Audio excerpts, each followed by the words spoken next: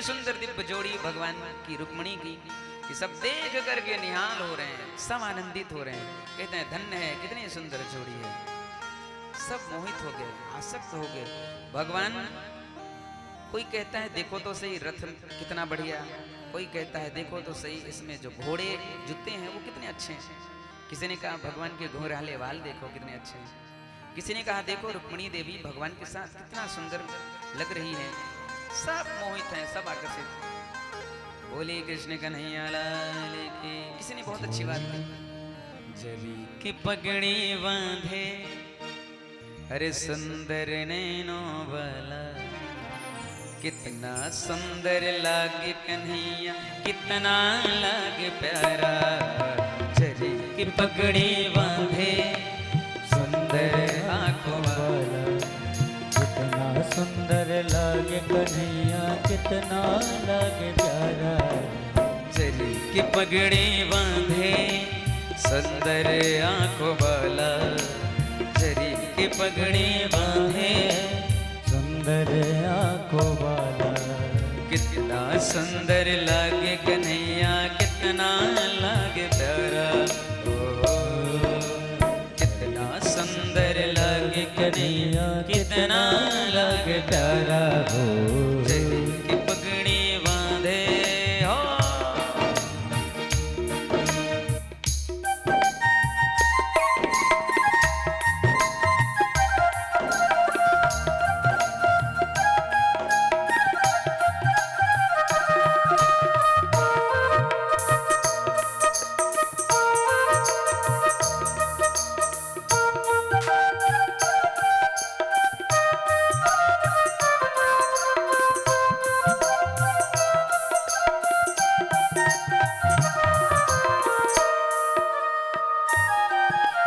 कानों में कुंडल साजे, सिर मोर मुकुट विराजे।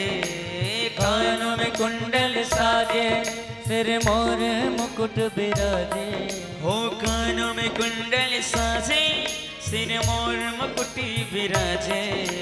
कानों में कुंडल साजे, सिर मोर मुकुट विराजे। ओ सखियां पगली होती जब जब होठों पे बंसी बाजे।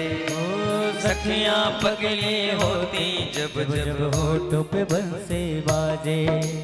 है चंदा यह सांवरा, है चंदा यह सांवरा, तारे है ग्वालबा। कितना सुंदर लागे कन्हैया, कितना लागे प्यारा। छड़ी से पगड़े बांधे सुंदर आंखों वाला, कितना सुंदर लागे कन्हैया, कितना लागे प्यारा। उठाइए दोनों हाथ और सुंदर ताली बजाते हैं।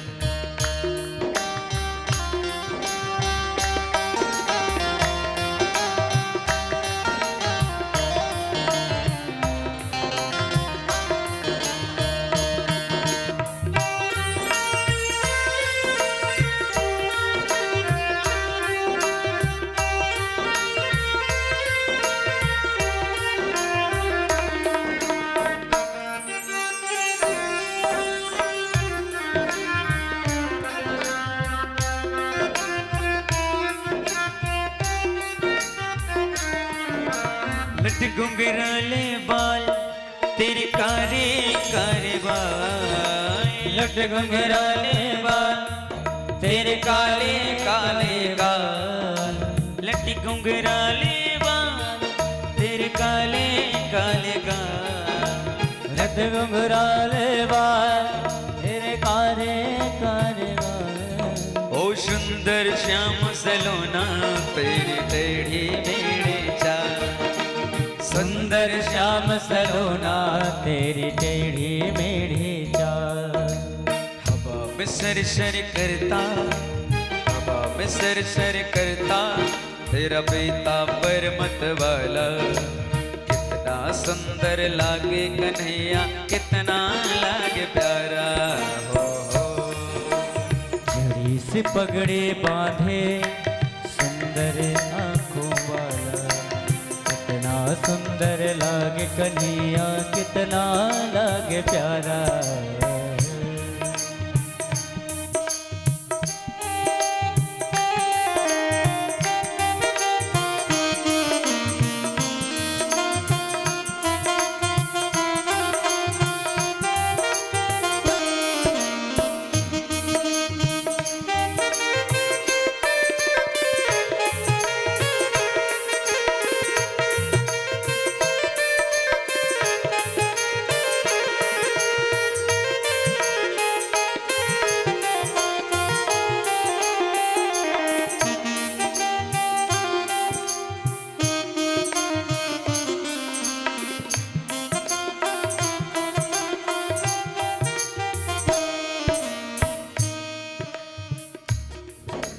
मुख पे माखन मलता, तू बल घुटनी के चलता। ओ मुख पे माखन मलता, तू बल घुटनों के चलता। ओ मुख पे माखन मलता, तू बल घुटनों के चलता। ओ मुख पे माखन मलता, तू बल घुटनों के चलता। अरे देखिए सौदा भाग्य को, देवों का मन भी जलता। देखे यशोदा भाग्य को, देवों का मन भी जलता। माथे पे तिलक है सोहे, माथे पे तिलक है सोहे, आंखों में काजल कारा। कितना सुंदर लागे कन्हैया, कितना लागे प्यारा। जड़ी से पगड़े बांधे, सुंदर आंखों वाला। कितना सुंदर लागे कन्हैया, कितना लागे प्यारा। छड़ी की पकड़ी बांधे, सुंदरी आंखों वाला। कितना सुंदर लागे कन्हैया, कितना लागे प्यारा। हो जड़ी से पगड़ी बांधे, सुंदर आंखों वाला। कितना सुंदर लागे कन्हैया, कितना लागे प्यारा। सुंदर लागे कन्हैया, कितना लागे प्यारा। हो कितना सुंदर लागे कन्हैया, कितना लागे प्यारा। भगवान आज इतने सुंदर लग रहे हैं, इतने सुंदर। सब सैनिक ये भूल गए कि हम खड़े क्यों हैं। खड़े हैं पहरे में कि कृष्ण आ ना पाए। कृष्ण सामने खड़ा है और बस छवि देखते जा रहे हैं। सब मोहित हैं, सब मोहित हो गए, सब आकर्षित हैं। भगवान ने रुक्मिणी को रथ में बिठा लिया, बस प्रशंसा ही करते जा रहे हैं। भगवान कह रहे तो वायु के वेग से उड़ने लगा, तब भी कह रहे हैं देखो क्या सुंदर छवि। और भगवान का दिखना बंद, माया समिति, होश आया, भैया हम खड़े काहे क्यों हैं। तब काऊ ब्रजवासी ने कहा भैया हम तो रुक्मिणी की सेवा में, हम तो रुक्मिणी की पहरे में। तो फिर रुक्मिणी है कहाँ? बोले बावड़े देखते देखते हाल जो गई रुक्मिणी तो ही। अब होश आया भैया, क्या करें, अब भागे, करो पीछा। अब पीछा करते हैं भगवान कृष्ण के रथ का। अब क्या मिलने वाले हैं, वो तो भागे एकदम पवन वेग से। पता चला रुक्मी को, जो रुक्मिणी का भैया है बड़ा, कि हमारी बहन का हरण हो गया। तुरंत तलवार उठा ली हाथ में, मैं छोड़ूंगा नहीं। शिशुपाल के पास बैठा था, दूल्हे राजा को पता चला हमारी पत्नी गई। हम जिससे विवाह करना चाहते थे, जिसके लिए बारात लेकर के आए थे, विवाह से पहले ही अब क्या करें। अब बोलता है अब तो हम मर जाएंगे, अब हम घर नहीं जाएंगे। भाई साले साहब, आपने कहा था कि विवाह जब तक नहीं हो जाता, कन्या की डोली यहां से जब तक नहीं चली जाती तब तक मेरी जिम्मेदारी। लेकिन अभी विवाह तो हुआ ही नहीं। रुक्मिणी ने वचन दिया, प्रतिज्ञा की, अरे मित्र मैं प्रतिज्ञा करता हूं अगर मैं अपनी बहन को वापस नहीं ला पाता तो इस नगर में कदम नहीं रखूंगा। बोले ठीक। रुक्मी चला, आगे से भगवान को घेर लिया, भगवान के साथ युद्ध हुआ, भगवान ने बंदी बना के रथ में पटक लिया। बोले चलो साहब आप भी द्वारिका चलो। साले साहब को भी रथ में डाल लिया, रुक्मिणी भी विराजमान है। आगे से बलराम जी का आगमन हुआ, बलराम जी समझ गए सारी बात। अच्छा कृष्ण ठीक है तुम चलो द्वारिका पहुंचो, लेकिन साले साहब को तो छोड़ दो। अरे अब ये संबंधी हो गए। भगवान ने साले साहब को छोड़ दिया, समझा बुझा करके शांत मामला किया। बलराम जी कृष्ण को कहते हैं तुम द्वारिका पहुंचो, जरा हम उनसे दो दो हाथ करके आते हैं, जो सेना आ रही है पीछे पीछे। अब जो देखा सैनिकों ने बलराम जी को, तो बोले अब तो फंसे, अब इनसे कौन बचे। बलराम जी से थर थर कांपते हैं सब। क्यों? बोले उनका अस्त्र शस्त्र जो है बड़ा विचित्र है। बोले कैसे विचित्र है? बोले हल और मूसल खींचा और धमक दिया सो गोविंदाय नमः। भगवान ने सबको मार मार ठिकाने लगा दिया। अब भगवान द्वारिका जब पहुंचते हैं तो एक बड़ा दिव्य सुंदर पत्र लिखा रुक्मिणी के पिताजी को, राजा भीष्मक के लिए, और कहा आप अपनी पुत्री का कन्या दान करने के लिए आमंत्रित हैं, आप द्वारिका आएं और बड़ा दिव्य विवाह होगा। तब राजा भीष्मक द्वारिका पहुंचते हैं और भगवान का बड़ा ही दिव्य सुंदर धूमधाम के साथ अब विवाह संपन्न होता है। इस प्रकार से भगवान का प्रथम विवाह हुआ। और भगवान का जब प्रथम विवाह हुआ तो प्रथम विवाह के पश्चात एक बड़ा ही दिव्य सुंदर पुत्र जन्म लेता है। उस पुत्र ने जब जन्म लिया तो कहते हैं अभी जिसकी छठी नहीं पूजी थी, उस बालक का प्रसूति का गृह से, जिस कक्ष में उस बालक ने जन्म लिया था, उस कक्ष से उस बालक का हरण हो गया। उस बालक का हरण हो गया। और इस बालक का हरण किसने किया? बोले एक दैत्य है जिसका नाम है शंभरासुर। शंभरासुर ने हरण क्यों किया?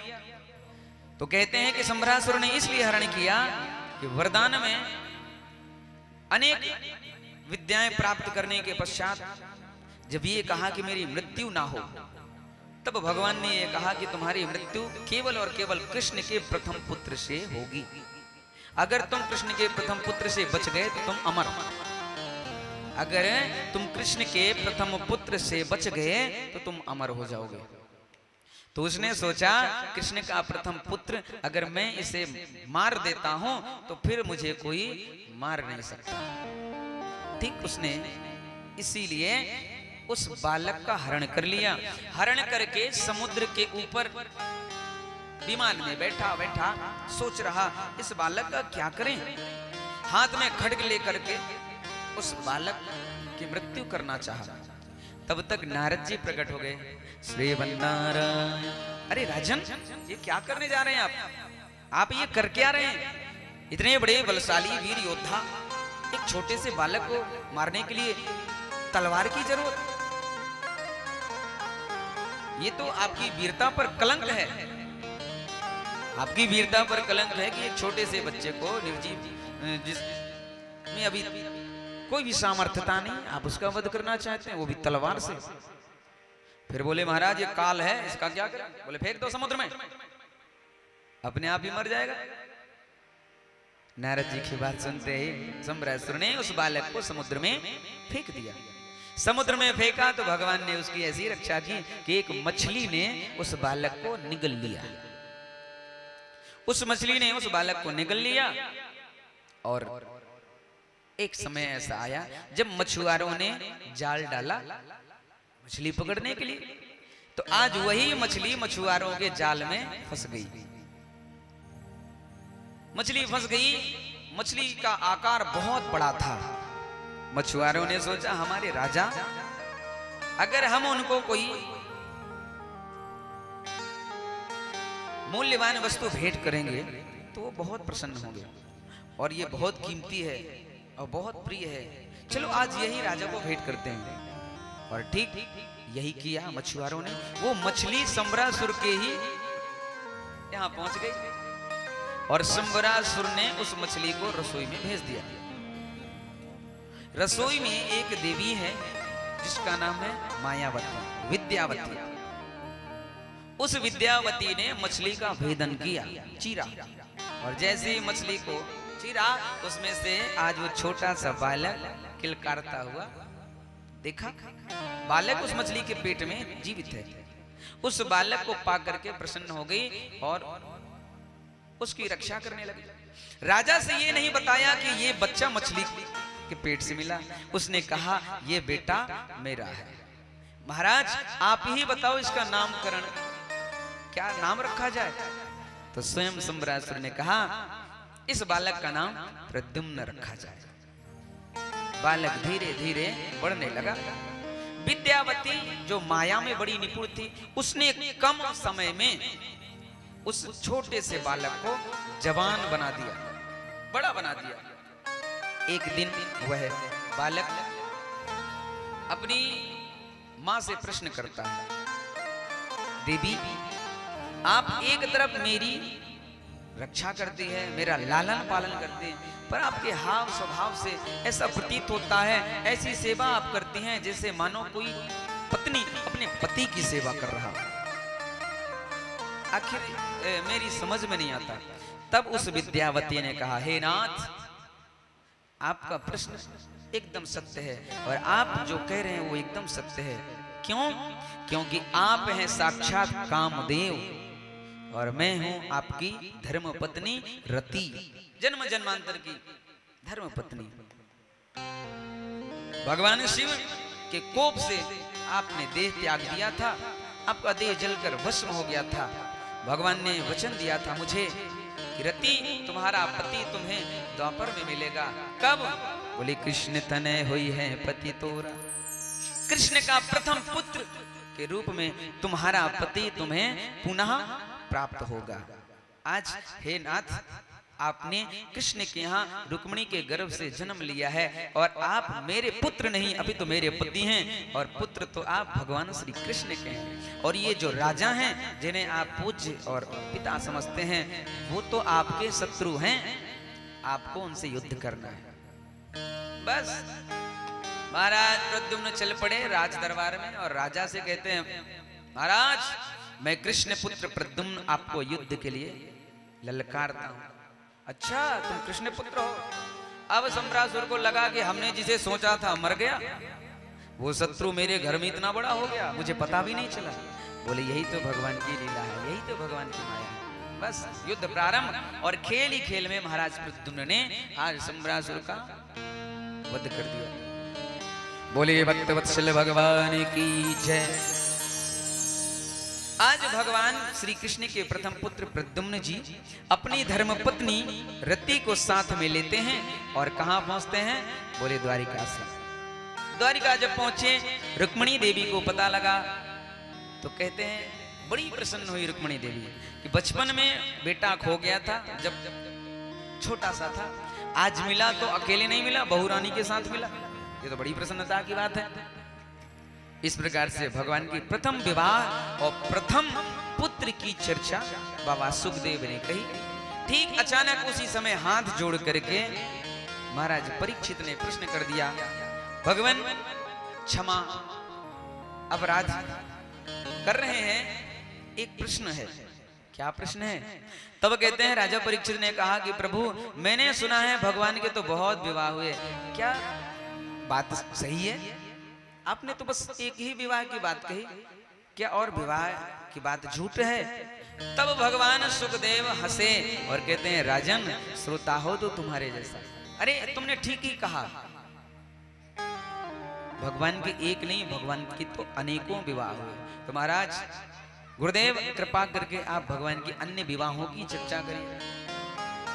तब भगवान ने आगे के विवाह की बड़ी दिव्य संरचना, बड़ी दिव्य भूमिका बनाई और चर्चा करते हैं।